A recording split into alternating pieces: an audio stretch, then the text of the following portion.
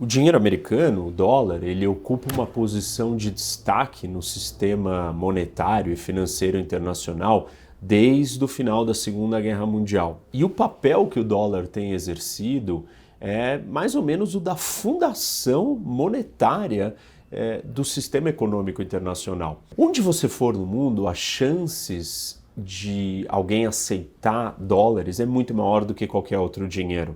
Então, o dólar é a moeda mais presente, mais usada. A análise sobre o papel de importância do dólar, ela não pode ser separada da questão política.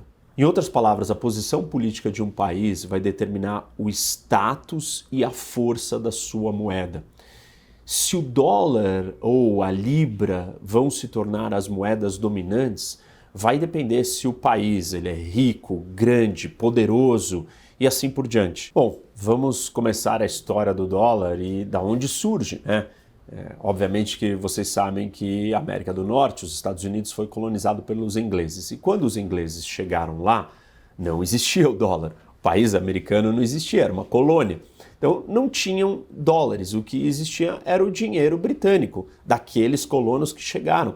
Então você tinha pounds, as libras, e os shillings, que são uma fração da libra antes dela adotar um sistema decimal. Então 20 shillings era igual, o equivalente a 1 pound. Os colonizadores que chegaram, eles não eram muito ricos e, enfim, eles levaram uma quantidade limitada de dinheiro e conforme eles iam precisando adquirir bens do velho mundo, da Europa, para construir essa nova vida, eles iam perdendo ou acabando o dinheiro e não tinham outro, e não tinham como produzir um dinheiro novo. Porque, primeiro que eles não tinham uma casa da moeda, né, que pudesse produzir moedas de verdade, não papel moeda, mas a moeda de prata ou de ouro. E, além do mais, a Inglaterra não permitia que fosse criado um outro dinheiro, só podia ser usado o dinheiro, o pound, a libra esterlina. A Inglaterra também proibia a exportação de moedas. E aí os colonos não tinham opção, que dinheiro eles iam usar.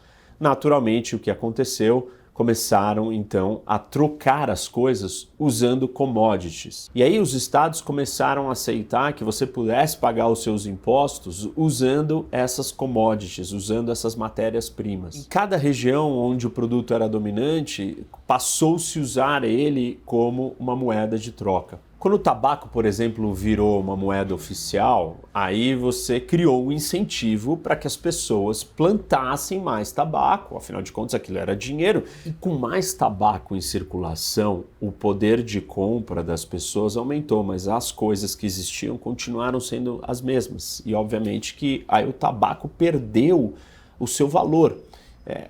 Várias das pessoas ficaram incomodadas e saíram inclusive para destruir plantações de tabaco e queimar, e aí deixar o tabaco de lado. Os produtos agrícolas, como o tabaco, obviamente não eram apropriados para serem usados na troca ou como uma forma de dinheiro ou moeda. Eles não eram uniformes, a forma variava, a qualidade mudava, era perecível, era difícil de você carregar, você não estava com ele no bolso aqui, simples, não tinha sempre a mesma cara e foi descartado porque não funcionava e favoreceu a produção ou a busca pelo uso das moedas. Se as moedas eram mais práticas e sustentáveis, a pergunta natural que nós temos que fazer é como é que os colonos conseguiam moedas? Eu citei para vocês há pouco que não podiam ter uma casa da moeda para fabricar as moedas. Onde que eles iam conseguir? Podiam vender produtos dos Estados Unidos, produtos da colônia na América do Norte, para os europeus e aí receber moedas como forma de pagamento daqueles produtos. Mas os ingleses não permitiam e tinham muitas restrições para que isso acontecesse.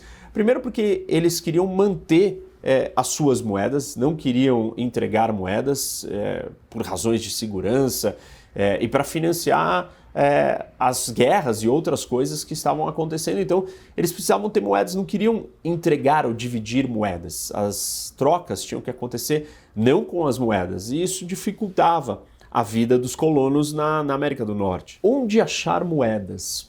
Próxima à colônia britânica, na América do Norte, nós tínhamos as Índias Ocidentais e ali a região toda aqui do Caribe, né, próxima, você tinha uma abundância de moedas, porque os espanhóis, as colônias espanholas, tinham e produziam muitas moedas de metais do México e do Peru. Então, ali era uma região que tinha moedas, e os americanos podiam acessar essas moedas. Dando sequência na história do dólar, o próximo passo é a Guerra de Independência dos Estados Unidos, ou dos colonos, com o Reino Unido. E ali os Estados Unidos se colocaram ou se viram numa situação muito complicada, porque se tornaram independentes, mas cada estado, cada uma das 13 colônias iniciais, usava um dinheiro, uma moeda diferente. Isso causava muita confusão na variação do preço das trocas, inflação e muita instabilidade. E o primeiro passo para resolver e organizar a questão monetária do país foi a criação do dólar. Em 1785, o Congresso americano passa uma resolução criando uma moeda única para todos, o dólar. Em 1786, a Constituição americana começa a valer e ela proíbe os estados de criarem a sua moeda e regularem o dinheiro e transfere essa responsabilidade para a federação. Nesse mesmo ano, o Congresso ordena a criação da Casa da Moeda. E as primeiras moedas começam a ser produzidas, mas ainda muito poucas, eles não tinham experiência, não sabiam, não tinham domínio desse processo de fabricação de moeda. A última fase do processo de nascimento do dólar foi o Act of Coinage. Isso foi feito em 1792 e foi a etapa final da criação da moeda. O Alexander Hamilton, um dos 3 membros do gabinete do presidente George Washington, ele acreditava muito na importância de você unificar todas as 13 colônias numa moeda única.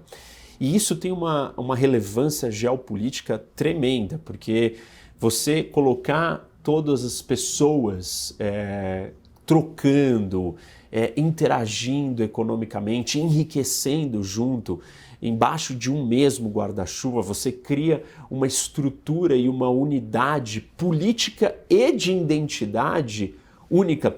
Então, a questão de você criar uma moeda para todo mundo, ela unifica as pessoas, ela aproxima, porque os ganhos são feitos em conjuntos, o entendimento, a cultura.